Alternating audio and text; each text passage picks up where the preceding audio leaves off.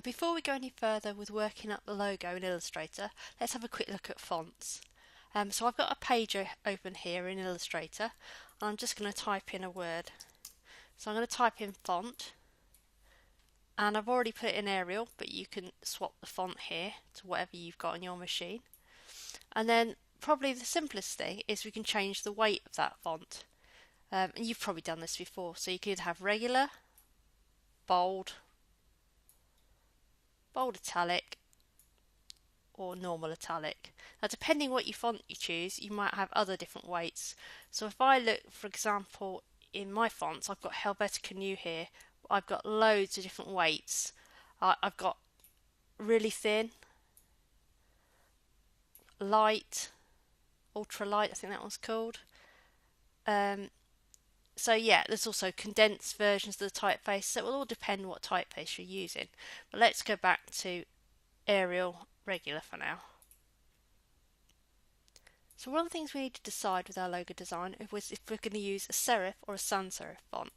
So if I just copy this here, and I'll make this Times. Okay, you can see that Times has these little tiny, I don't know what you'd call them, sort of twiddly bits. They're actually called serifs. So that is called a serif typeface. Whereas there's nothing on this one, Arial, so that's a sans serif typeface. Often people now use sans serifs, I'd say, a lot more predominantly because it's modern, but no doubt things will change again. Serifs are often better if you want to do a lot of type. So for example, things like newspapers will tend to use a serif face, as you can pack more in and it's supposed to be more readable when you have large chunks of text.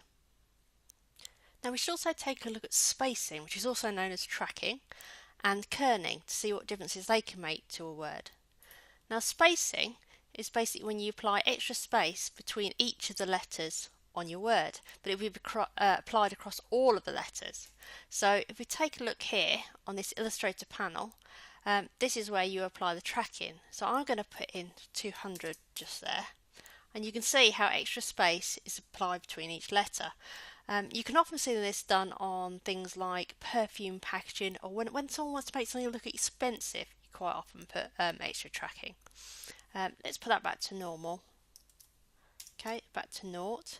Now another thing we can do is, say for example I don't like the space just between two letters. It's like the relationship between the O and the N. Well, that would be kerning, and what we'd do is go over to here, and this is where you set the kerning in Illustrator. So I'm going to apply, say, -30, and you can see how that tightens up the space between the O and the N. Another thing we should take a quick look at is leading. And leading is the space between lines of text, and we can alter that in Illustrator on this little panel here. And I can just take that down with a little arrow, or I can type in, so I can increase that by typing in there or using the arrows to increase it as well.